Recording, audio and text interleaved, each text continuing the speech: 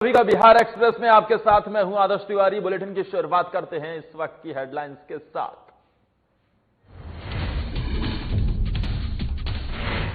Lockdown की वजह से बेरोजगार लोगों को रोजगार देने की सरकार की पहल। प्रवासी मजदूरों का कराया जा रहा स्किल सर्वे। सूचना और जनसंपर्क विभाग के सचिव ने मीडिया को दी जानकारी। बिहार के पूर्व स्वास्थ्य मंत्री तेज प्रताप यादव बने कुक। मेन्यू के तहत लगभग 2000 लोगों के लिए बनाई चिकन बिरयानी। पिछले 49 दिनों से लोगों के लिए बना रहे खाना। राजधानी पटना के एनएमसीएच अस्पताल से आई अच्छी खबर। 10 मरीजों ने जीती कोरोना वायरस से जंग। डिस्चार्ज कर सभी मजदूरों को होम क्वारंटीन में रहने का दिया गया निर्देश। और बिहार में दिखा वज्रपात का कहर। पटना के दुल्हिन बाजार क्षेत्र में गाय चराने गए 2 लोगों की मौत। वज्रपात की चपेट में आने से हुई दोनों लोगों की मौत। परिजनों ने किया हंगामा।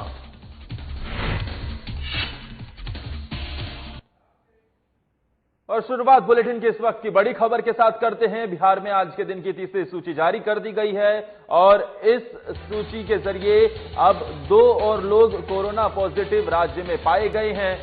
यानी लगातार अब ये संख्या बढ़कर 541 पर पहुंच गई है। यानी जो ताजा आंकड़ा है वो 541 का है। तीसरी सूची जारी होने के बाद 2 और लोग कोरोना पॉजिटिव पाए गए हैं। पटना में एक महिला कोरोना पॉजिटिव, वहीं भभुआ से एक पुरुष के कोरोना संक्रमित होने की पुष्टि हुई है। हालांकि कोरोना पर जीत हासिल करने वालों की संख्या भी 188 पर पहुंच गई है। यानी 541 कुल मामले, जिसमें से 188 लोग ठीक होकर अपने घर भी जा चुके हैं, कोरोना की इस जंग में अपनी जीत हासिल कर चुके हैं। लेकिन आज के दिन की तीसरी सूची जारी हुई और इसमें 2 और लोग कोरोना पॉजिटिव पाए गए हैं। लगातार राजधानी पटना में मामले बढ़ते हुए दिख रहे हैं और अब पटना में एक कर तेजी से ये वायरस फैलता हुआ नजर आ रहा है। एक तरफ राजधानी पटना तो दूसरी तरफ बिहार का मुंगेर, जहां भी तेजी से मामले बढ़ते हुए दिखाई दे रहे हैं। यानी लगातार बिहार में कोरोना संक्रमितों की आंकड़े में इजाफा होता दिख रहा है। सरकार प्रशासन के लिए चिंता भरी खबर भी है, क्योंकि जैसे जैसे जांच का दायरा भी बढ़ रहा है वैसे वैसे केस निकलकर सामने आ रहे हैं। और अब अगर पूरे भारतवर्ष की बात भी की जाए तो लगातार आंकड़े बढ़ते हुए दिख रहे हैं। 48,000 के पार आंकड़ा पहुंच गया है कोरोना संक्रमितों का। बीते दिन बिहार के मुख्यमंत्री नीतीश कुमार की अध्यक्षता में एक सर्वदलीय बैठक का आयोजन किया गया था, जिसमें कोरोना वायरस को लेकर हो रही तैयारियों के साथ इससे निपटने के लिए कई दिशा निर्देश भी दिए गए। इस बैठक में मुख्यमंत्री ने जिला स्तर पर जो तैयारियां चल रही हैं उसकी ब्रीफिंग स्थानीय विधायकों को भी दिए जाने का निर्देश दिया। साथ ही बाहर से आए प्रवासी मजदूरों की स्किल सर्वे भी कराया जा रहा है, जिसके आधार पर उन्हें रोजगार उपलब्ध कराने की कवायद की जाएगी। सूचना और जनसंपर्क विभाग के सचिव अनुपम कुमार ने ये बातें मीडिया के सामने रखी और बाहर से प्रवासी लोगों को लेकर आई ट्रेनों की भी जानकारी दी। उन्होंने बताया कि 6 मई को 13 रेलगाड़ियां बिहार आ रही हैं, जिससे कुल 14,951 लोग आज बिहार पहुंच रहे हैं। और 7 मई के लिए जो प्रस्तावित ट्रेनें हैं उनकी संख्या 24 है। और ऐसे में लगातार इन लोगों के घर पहुंचने का सिलसिला जारी है। ये बिहार के सूचना और जनसंपर्क विभाग के सचिव को आप देख रहे हैं, जिन्होंने इसकी जानकारी दी है। 6 मई को 13 रेलगाड़ियां बिहार आ रही हैं, जिससे कुल 14,951 लोग आज बिहार पहुंच रहे हैं। और 7 मई के लिए जो प्रस्तावित ट्रेनें हैं उनकी संख्या 24 है और इनमें लगभग 28,467 लोग बिहार पहुंचेंगे। वहीं बाहर से आ रहे लोगों को क्वारंटीन करने के लिए लगभग 3,060 क्वारंटीन केंद्र काम कर रहे हैं। तो कोविड संक्रमण के कारण स्थिति उत्पन्न हुई है, उसकी लगातार मॉनिटरिंग की जा रही है। कल भी माननीय मुख्यमंत्री ने कई निर्देश दिए थे और आज सुबह मुख्य सचिव ने जो क्राइसिस मैनेजमेंट ग्रुप की बैठक होती है और सभी जिलाधिकारियों के साथ भी वीडियो कॉन्फ्रेंसिंग से बैठक कर कई उन्हीं निर्देशों को दोहराया भी गया है और सबको क्लियर किया गया है। मुख्य रूप से ब्लॉक क्वारंटाइन सेंटर्स की व्यवस्था अच्छे से रहे, नरेगा के बारे में, ताकि ज़्यादा से ज़्यादा लोगों को काम मिले सोशल डिस्टेंसिंग के नाम का पालन करते हुए।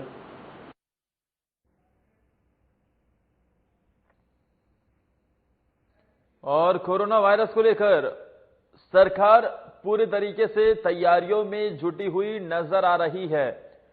लगातार प्रवासी लोगों के घर पहुंचने का सिलसिला जारी है और ये जानकारी सूचना और जनसंपर्क विभाग के सचिव ने दी है कि 6 मई यानी आज लगभग 13 रेलगाड़ियां बिहार आ रही हैं, जिसमें 14,951 लोग आज बिहार पहुंच रहे हैं। और यानी कुल मिला के लगातार प्रवासी मजदूरों के पहुंचने का सिलसिला बिहार में जारी है। लेकिन इस बीच जो सबसे बड़ा सवाल था कि आखिर कैसे इन सभी लोगों को रोजगार उत्पन्न करवाया जाएगा, कैसे रोजगार मिलेगा, उसको लेकर अब ये स्किल सर्वे कराए जाने की बात कही जा रही है। हमारे साथ पटना से वरिष्ठ संवाददाता अजय कुमार फोन लाइन पर जुड़ गए हैं। अजय, सबसे पहले तो ये सवाल, क्या आज जो रेलगाड़ियां पहुंचनी थी सभी पहुंच गई हैं? अब तक कितने मजदूर बिहार आ चुके हैं अभी मौजूदा हालात में? देखिए, जो अभी आंकड़े मिले हैं बिहार सरकार की तरफ से, कल भी जो है 24 रेलगाड़ियां पहुंचेंगी और लगभग उसमें 26,000 के आसपास लोग जो है फिर पहुंचेंगे। आज भी लगभग 10,000 के लोग आसपास पहुंचे हैं। तो मिला जुला करके आंकड़ा जो है अब 60,000 के आसपास का पहुंचने वाला है। और इस तरह से धीरे धीरे करके जो नंबर ऑफ रेलगाड़ी है, जो कहा जा सकता है जिनसे प्रवासी मजदूर बिहार की ओर लौट रहे हैं, उनकी संख्या जो है पहले से बिहार सरकार ही तय करती है और उन राज्य सरकारों से जहां जो लोग फंसे होते हैं उनके हिसाब से। तो वो आना जरूर जारी है। और दूसरा सबसे इम्पोर्टेंट बात, जो लोग पहुंच रहे हैं उन लोगों को जो है क्वारंटीन करने की व्यवस्था की जा रही है, उनकी स्क्रीनिंग की व्यवस्था की जा रही है।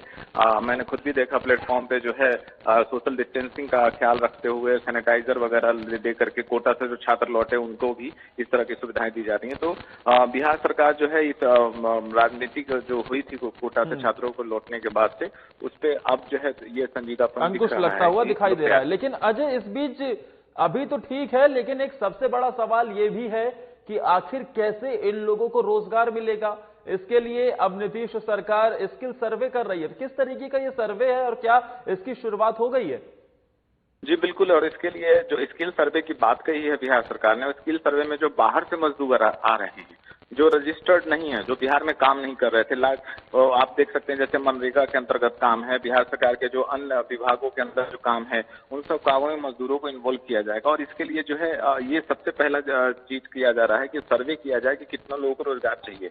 एक ऐप भी डेवलप किया जा रहा है इसको लेकर के कि जिसमें लोग अपना रजिस्ट्रेशन करा सकें और अपनी स्थिति को देख सकें, और ये जल्दी चालू हो जाएगा। और उसके आधार पर लोगों को जो मजदूर हैं उनको एक तरह से काम दिया जाएगा। तो इसका मुख्य उद्देश्य जो है, जो बाहर से जो आ रहे हैं उनको किसी तरह से इन सब चीजों में इन्वॉल्व रखा जाए ताकि उनका जो भरण पोषण होता रहे वो कमा खा सकें।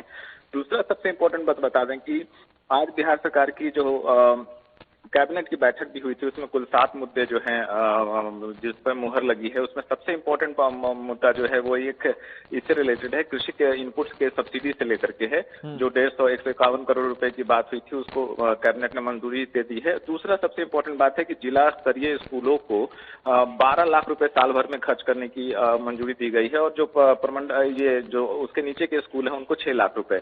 और इनमें जो 12 लाख और 6 लाख रुपए हर स्कूल को खर्च करना है साल भर में, उसमें जो है आप उसका स्कूल का कायाकल्प भी इंक्लूडेड है, जिसमें आप बागवानी करवा सकते हैं, सजा सकते हैं, रंगाई पुताई कर सकते हैं। तो इन सब जगहों पर भी मजदूरों का उपयोग किया जाएगा। तो मिला जुला के कहें कि ये सारी चीजें जो है व्यवस्था सरकार जो है कर रही है ताकि इतना ये नौबत नहीं आए कि एकाएक काम कहाँ है और कमाई के लिए कहाँ दर दर भटके। इन सब चीजों को लेकर के आदर्श। बिल्कुल अच्छा, तमाम जानकारी देने के लिए शुक्रिया। लेकिन एक जो सवाल, एक बहुत बड़ा सवाल कि आखिर कैसे इन मजदूरों की रोजी रोटी आगे चलेगी, कैसे इन्हें रोजगार मिल पाएगा। कई राज्य सरकार स्वरोजगार को लेकर, अवसर पैदा करने को लेकर कार्यरत हैं, प्रयासरत हैं। दूसरी तरफ मजदूरों को वहां पर काम मिल सके, इसके लिए बिहार में स्किल सर्वे चल रहा है। लेकिन दूसरी तरफ अब आपको तस्वीर दिखाते हैं तेज प्रताप यादव की। लालू के लाल तेज प्रताप यादव अपने पिता ही की ही तरह अपने निराले अंदाज के लिए हमेशा से जाने जाते हैं। कभी बांसुरी के साथ कृष्ण बनते हैं, तो कभी शिव रूप में, तो कभी फिल्मों में अभिनय के लिए बॉडी बनाते नजर आते हैं। लेकिन इस बार तेज प्रताप अपने पिता से उन्होंने खाना बनाने का भी हुनर सीखा है, उसका इस्तेमाल करते हुए वो दिख रहे हैं। लॉकडाउन के बीच कुक बनने की तैयारी में है। लॉकडाउन में तेज प्रताप द्वारा लालू रसोई के जरिए पिछले 49 दिनों से लगातार गरीबों के लिए खुद से खाना बनाकर खिलाया जा रहा है और इसी क्रम में उन्होंने चिकन बिरयानी बनवाई है। हालांकि वो खुद वेजिटेरियन हैं, लेकिन तेज प्रताप ने जनता की मांग पर आज कुछ अलग ही मेन्यू के तहत 2000 लोगों के लिए चिकन बिरयानी बनवाई।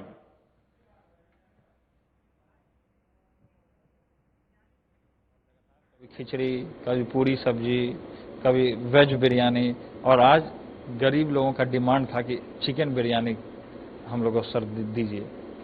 तो हमने उनकी इच्छा को मारा नहीं, बल्कि हमने सम्मान करने का, हमने बोला कि मैं तो खुद नहीं खाता हूं, लेकिन मैं आपकी इच्छा का सम्मान करता हूं, तो हमने बनवा करके खुद भेजने का मैं काम कर रहा हूं। तो इसको बड़े पैमाने पे हम खोलेंगे, लॉन्च करेंगे लालू की रसोई को।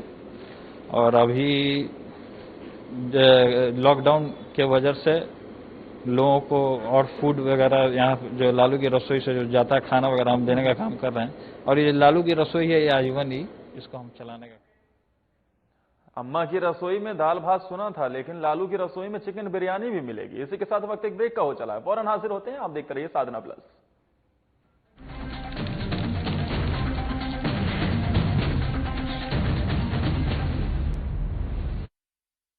रहने की ताकत दुनिया को हमने दिखाई है, अकेले घर पर रहकर कोरोना की करनी विदाई है।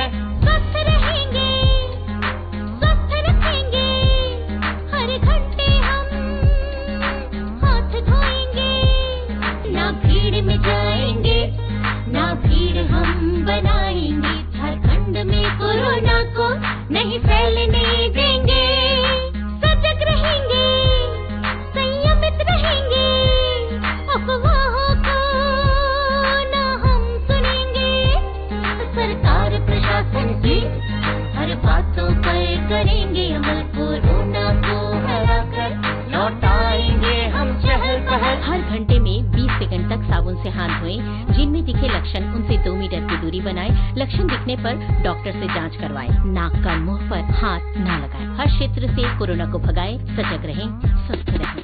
हेमंत सरकार, हर पल आपके साथ। सूचना और जनसंपर्क विभाग, झारखंड सरकार द्वारा जनहित में जारी।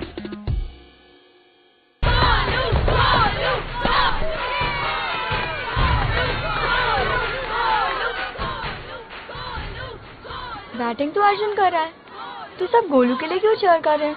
वो तो घर पर बैठा है। अरे तुम्हें नहीं पता, वो इसलिए नहीं आया ताकि हमें इन्फेक्शन ना हो। नोवेल कोरोना वायरस बीमारी को फैलने से रोका जा सकता है। बुखार के साथ खांसी और छींक होने पर सार्वजनिक जगहों से दूर रहकर इसे फैलने से रोक सकते हैं। अपनी सुरक्षा के लिए हमारी मदद करें। अगर आपको खांसी, बुखार या सांस लेने में तकलीफ हो तो तुरंत नजदीकी स्वास्थ्य केंद्र जाएं या हेल्पलाइन नंबर 911123978046 पर संपर्क करें। प्रिय झारखंड वासियों, जोहार। आपको मालूम है हमारे राज्य में लॉकडाउन है और पूरे देश में भी लॉकडाउन है। आज पूरा देश और राज्य एक विकराल संक्रमण से गुजर रहा है। कोरोना वायरस की एक बीमारी फैल रही है, महामारी फैल रही है, और इससे बचाव के लिए हमने राज्य के अंदर में भी लॉकडाउन का आदेश दिया है। आज लॉकडाउन का मतलब है जो जहां है वहीं रहे, कम से कम लोगों के संपर्क में आए। बाकी जितनी भी जरूरत की चीजें हैं, जो घरेलू उपयोग के सामानें हैं, वस्तुएं हैं, वो आप तक कैसे पहुंचे, ये इनकी सुनिश्चित सरकार कर रही है और वो आप तक पहुंचेगी। धन्यवाद।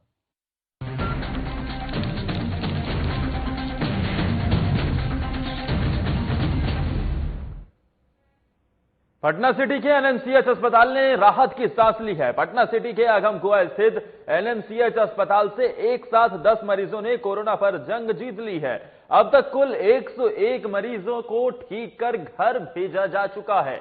वहीं एनएमसीएच अस्पताल के अधीक्षक द्वारा 10 मरीजों को डिस्चार्ज कर दिया गया है, जिसमें बिहार के अलग अलग जिलों के मरीज शामिल हैं। वहीं अभी 22 मरीजों का इलाज आइसोलेशन वार्ड में चल रहा है, जिसमें से 6 बच्चे शामिल हैं। एनएमसीएच के डॉक्टरों ने 10 मरीजों को डिस्चार्ज करते हुए 14 दिनों तक होम क्वारंटीन में रहने का निर्देश भी दिया है। और लोगों को क्या संदेश देना चाहते हैं? कौन लोग यहाँ से जाइएगा अपने जिला में तो क्या संदेश देना चाहेंगे बीच में अपने लोगों को? क्या संदेश दिया जाए कि अपना सरकार का जो निर्देश है उसी पर फॉलो रखिए, इसका कोई इलाज नहीं है, अपना डिस्टेंस सोशल डिस्टेंस बना के रखिए। हाथ से कहाँ से लौटे थे आप? हम लोग मुंबई से आए थे। कहाँ के रहने वाले हैं? हम तो रहने वाले ऐसे नालंदा जिला के हैं, लेकिन वर्तमान में पटना में रह रहे हैं। वैशाली में लॉकडाउन के कारण पान की खेती करने वाले सैकड़ों किसान की जान भी आफत में है। पान की बिक्री पर ब्रेक लग जाने के कारण पान की किसानों की उम्मीदों पर पानी फिर गया है। आलम यह है कि पान की बिक्री नहीं होने से खेत में तैयार पान का किसान क्या करे, यह बड़ा सवाल पैदा हो गया है। ऐसे में पान उगाने वाले किसानों ने सरकार से राहत की गुहार लगाई है। पान के किसानों पर आए इस संकट पर हमारी एक खास रिपोर्ट देखिए।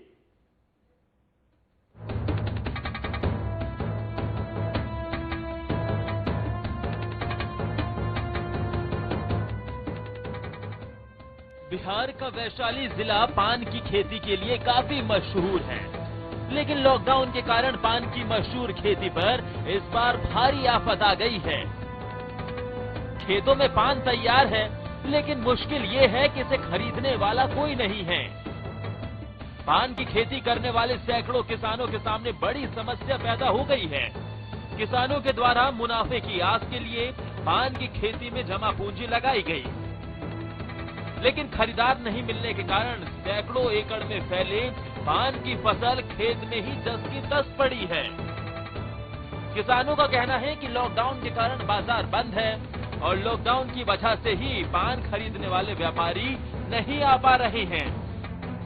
यहां तक कि इस कोरोना काल में मंदिरों में भी ताला लगा है और पूजा पाठ भी बंद है, वहां भी पान की खपत रुक गई है। पान का स्थिति सब माने पूरा तैयारी है, लेकिन कहीं बिक नहीं रहा है, न कहीं मंडी लग रहा है, न कोई दुकानदार खोल रहा है।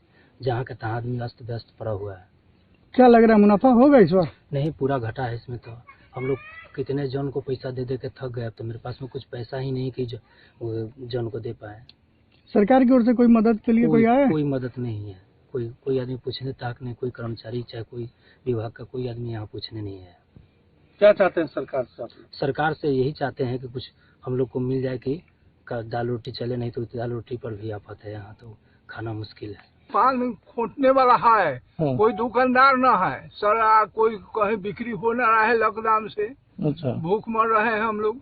क्या दिक्कत हो रहा है? अब भूखमरी है, बिकता तब न कुछ पैसा होता है तो काम चलता है सर। काहे नहीं बिक रहा?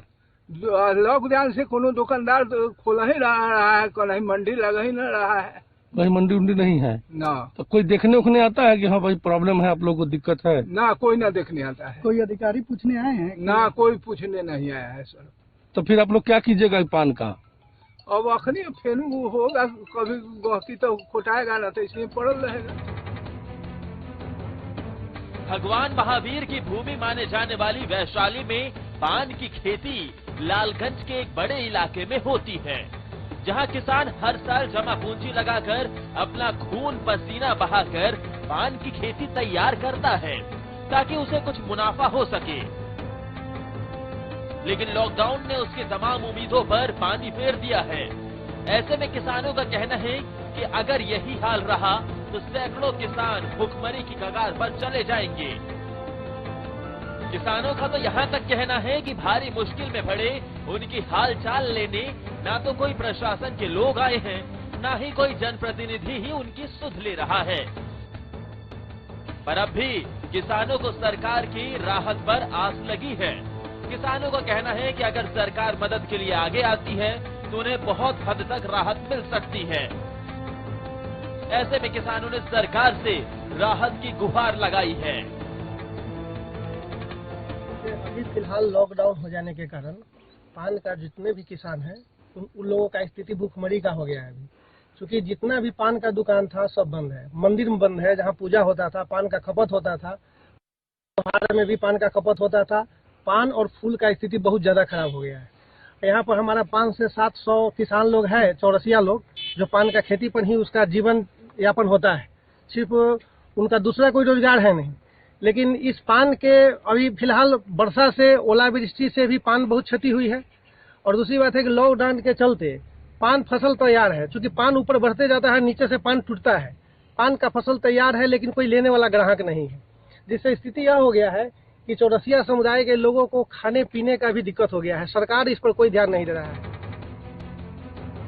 साफ है कि एक तरफ जहां कोरोना वायरस के खतरे को देखते हुए लोगों की जान बचाने के लिए देशव्यापी लॉकडाउन का ऐलान किया गया है, लेकिन इसी बीच सैकड़ों पान के किसानों की हालत बेबसी की मार झेलने को मजबूर है।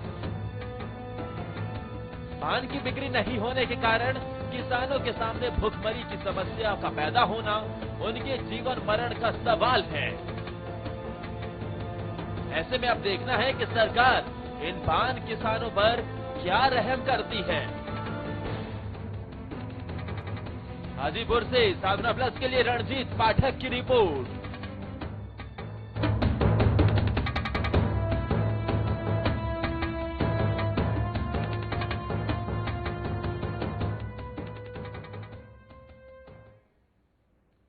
कोरोना से इस जंग में अर्थव्यवस्था पूरी तरीके से डगमगा चुकी है और पान किसानों को भी भारी नुकसान हो रहा है। वहीं कोरोना वायरस को लेकर सरकार शुरुआत से ही सजग है। इसे लेकर अफवाह फैलाने वालों पर सरकार कार्रवाई की बात कर रही है। इसी कड़ी में समस्तीपुर जिले में कोरोना वायरस को लेकर सोशल मीडिया पर गलत और भ्रामक तथ्य पोस्ट किए जा रहे हैं, जिसे गंभीरता से लेते हुए जिलाधिकारी ने पोस्टकर्ता के खिलाफ कार्रवाई करने का आदेश दिया है। इसके साथ ही लोगों से अपील भी की है कि कोई भी आपत्तिजनक पोस्ट ना करे जिससे जिले का माहौल खराब हो। जिसने गलत न्यूज डाला है जी। जिले में एक ही व्यक्ति अभी तक पॉजिटिव पाए गए, क्योंकि हमारे क्वारंटीन कैंप में तो कांटेक्ट उनका कम हुआ है, लेकिन हम लोगों ने एहतियातन लोगों का जांच करा लिया। उनकी रिपोर्ट आज शाम तक आ जाएगी। सर, बिजली बाजार में कुछ लोग अपनी मर्जी से कुछ रास्ते को ब्लॉक कर दिया, रोक दिया गया। हम लोग चेक करा लेते हैं। तो गलत न्यूज चलाने पर कार्रवाई होगी क्या? बिल्कुल कार्रवाई होगी, गलत न्यूज चलाने पर कार्रवाई होगी। प्रवासी मजदूरों को वापस लाने के क्रम में बिहार के 1200 मजदूरों को लेकर गुजरात के सूरत से चली ट्रेन बरौनी जंक्शन पहुंची। बिहार के 30 से अधिक जिलों के इन यात्रियों की बरौनी जंक्शन पर मौजूद 22 मेडिकल टीम द्वारा थर्मल स्क्रीनिंग की गई, जिसके बाद सभी मजदूरों को बस से संबंधित प्रखंड मुख्यालय के लिए रवाना किया गया, जहां दोबारा उनका मेडिकल जांच किया जाएगा।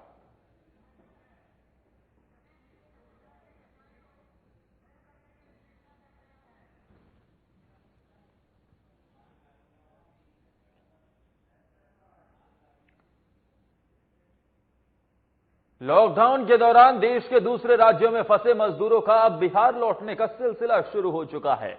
बाहर से लौट रहे मजदूर अब बिहार सरकार की पोल खोलते भी नजर आ रहे हैं। इसी क्रम में आज जब बिहार के कुछ मजदूर राजस्थान से सीवान पहुंचे, जैसे ही ये सभी मजदूर सीवान पहुंचे, बिहार सरकार की सारी कमियां गिनवाने लगे और जमकर नारेबाजी करते दिखे। दरअसल ये सभी मजदूर राजस्थान में मजदूरी करने के लिए गए थे ताकि अपने परिवार की रोजी रोटी चला सके, लेकिन लॉकडाउन होने के बाद इनकी स्थिति दिन पर दिन दयनीय होती चली गई।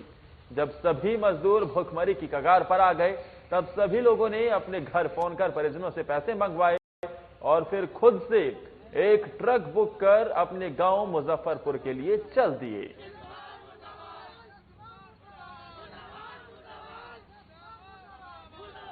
राजस्थान से कहाँ जाना है? कितने लोग हैं? 25 है। 25। कहाँ लेकर जाएंगे इन लोगों को? मुजफ्फरपुर। मुजफ्फरपुर। मुजफ्फरपुर। हाँ जी। तो इसका किराया क्या सरकार दी है या फिर मजदूर अपने से दिया? मजदूर ने खुद ने दिया है। मजदूरों ने खुद ने दिया। मजदूरों ने दिया है। एक एक व्यक्ति का कितना किराया दिया है? नहीं पता मुझे, मैं ड्राइवर हूँ, मालिक को पता है, या मजदूरों से पूछ लें, उनको पता होगा। कब चले हैं आप राजस्थान से? जी। राजस्थान से कितने दिन पहले चले हैं? 3 दिन हो गए। कोई सुविधा नहीं मिल रहा है हम लोग के। किस तरह की सुविधा? न आने का मिल रहा है, न वहाँ बाहर में खाने का मिल रहा है। ये यूपी सरकार है सबको गाड़ी भेज रही है आने के लिए। क्या हमारे सरकार के पास पैसा नहीं है? तो आप लोग कहाँ से आ रहे हैं? राजस्थान से आ रहे हैं, अलवर जिला से। तो नीतीश जी नहीं बुलाया ना? नीतीश जी नहीं बुलाए हैं। हाँ। अगर वहाँ खाने के लिए नहीं है तो क्या करूँ मैं? तो पैसा कौन दिया है? किराया घर से और लॉकडाउन को लेकर मजदूरों की मुश्किलें बढ़ती हुई दिख रही हैं, लेकिन जब इनके सामने रोजी रोटी का संकट पैदा हो गया तो ट्रक से ही इन्होंने जाने का फैसला लिया। इस बीच नीतीश सरकार के खिलाफ जमकर नारेबाजी करते हुए भी नजर आ रहे हैं। सरकार प्रशासन के तमाम दावों की पोल खोल दी। इसी के साथ इस बुलेटिन में फिलहाल के लिए मेरे साथ इतना ही। ब्रेक के उस पार देखिए झारखंड एक्सप्रेस।